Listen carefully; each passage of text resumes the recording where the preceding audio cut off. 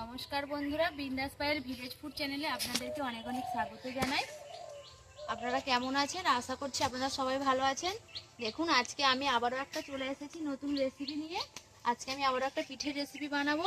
দেখুন, জমিতে চাষ করা কড়াই ফেলানো হয়েছিল, সেই কড়াইশুঁটি দিয়ে আমি আর চাল গুঁড়ো করে নিয়ে চলে এসেছি। চাল গুঁড়ি, সেদ্ধ চালের গুঁড়ি, এটা দিয়ে আমি আজকে ধুতি পিঠে বানাবো। আপনারা আসুন আমার সাথে, দেখুন আমি কিভাবে এই রেসিপিটা বানাচ্ছি। আপনারাও জানি, সবাই হয়তো জানেন, তবু আমি আমার মতো করে আপনাদেরকে দেখাবো। আমার সঙ্গে চলে আসুন।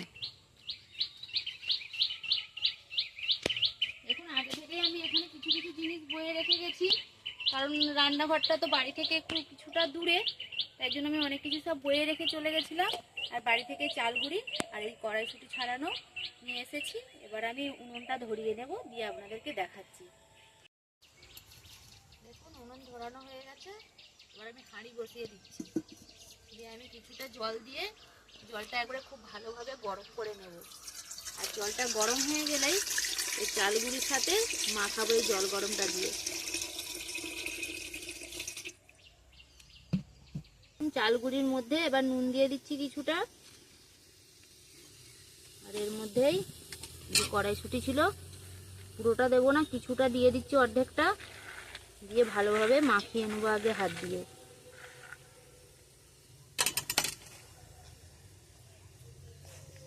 আর এদিকে জলও ফুটে গেছে, এই গরম জলটা এবার এর মধ্যে দেবো।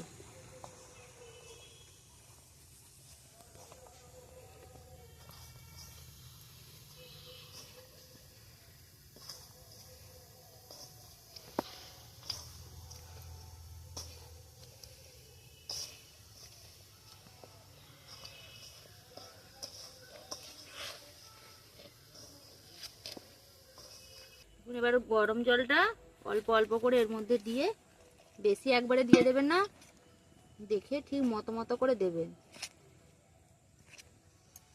আর গরম আছে, একটু চামচ দিয়ে, খুন্তি দিয়ে হোক, যাই হোক, দিয়ে একটু ভালোভাবে এটাকে মাখিয়ে নেবেন। তারপরে হাত দিয়ে মাখাবেন, কারণ আবার পাতলা হয়ে যাবে একেবারে অনেক জল দিয়ে দিলে।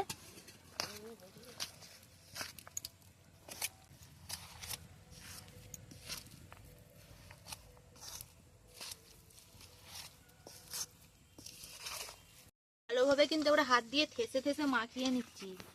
মাখাতে হবে ভালোভাবে, একটু সময় ধরে টাইম নিয়ে ভালোভাবে মাখাতে হবে। তো এখন তো শীত এবার শেষ হয়ে এসেছে, গরম পড়েই গেছে, বললেই হয় যে গরম পড়েই গেছে। তাই জন্য এই শেষ গ্রন্থি আর এইসব পিঠে একটু শীতকালেই বেশি ভালো লাগে, গরমে ভালো লাগবে না। এখনো অল্প গুড় আছে, তাই জন্য এই পিঠে বানাচ্ছি। গুড় দিয়ে এগুলো খেতে বেশি ভালো লাগে, এই ধরনের পিঠে। তো কড়াইশুঁটি আগে আমাদের বাড়িতে আসেনি, তো এখন জমিতে হয়েছে, তখন কেনাও সেরকম বাজারে পাওয়া যায়নি, তো জমিতে হয়েছে, তার জন্য এই লাস্টবার ওই গরম পড়ে যাচ্ছে, তার জন্য এই পিঠেটা একটু বানিয়ে খাওয়া যাক তাহলে বাড়িতে। দেখুন, আমার মাখানো কিন্তু হয়ে গেছে। আমি এবার এইভাবে ঠিক গোল করে নেব, দিয়ে লম্বা লম্বা করে ঠিক এইভাবে বানিয়ে নেব। সবগুলোই এই একইভাবে বানিয়ে নেব।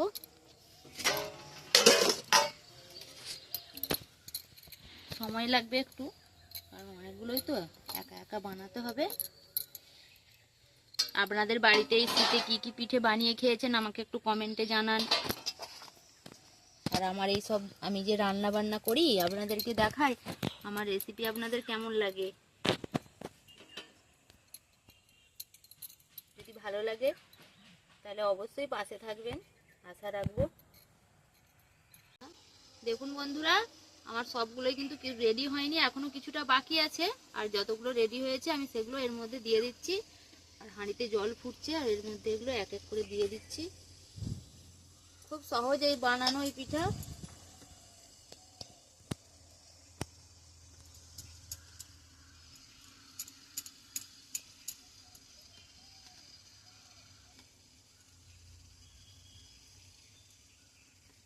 সব আমি এভাবে একবারে তৈরি করে নিই, হয়ে গেলে আপনাদেরকে আবার দেখাচ্ছি। দেখুন বন্ধুরা, 10 মিনিট হয়ে গেছে, 10-15 মিনিট হয়ে গেছে। তো আমার হয়ে গেছে, এবার আমি এটাকে নামিয়ে নেব।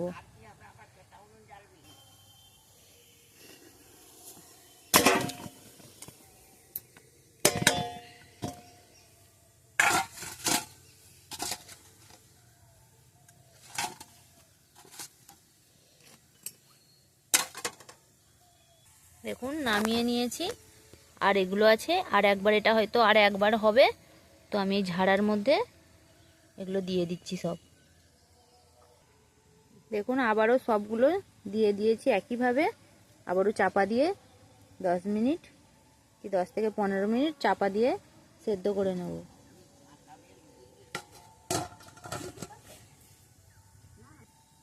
আগেকার দিনে তো মায়েরা সব পিঠে বানাতো, তখন চালকে তো ভালোভাবে গুঁড়ো করতো না, সব একবারে মুঠো করে কোনো রকম চাল আধা ভাঙা করে আর ওই কড়াই দিয়ে পিঠে বানাতো। তো দেখুন আমি গুঁড়ি করে নিয়ে কিন্তু বানিয়েছি। আপনারা কিভাবে বানান আমাকে কমেন্টে জানাবেন। দেখুন বন্ধুরা, আমার পিঠে কিন্তু সব পিঠে করা কমপ্লিট হয়ে গেছে, আমি বাড়িতে নিয়েও চলে এসেছি। তো এটাকে আপনারা গুড় দিয়ে খাবেন, আশা করছি আপনাদের ভালো লাগবে। আর যদি ভালো লাগে অবশ্যই একটি লাইক কমেন্ট শেয়ার করবেন আর সাবস্ক্রাইব করে পাশে থাকবেন। আর পরের ভিডিও দেখার জন্য আপনাদের কাছে অনুরোধ রইল, এই ভিডিওটি দেখার জন্য আপনাদেরকে অসংখ্য ধন্যবাদ।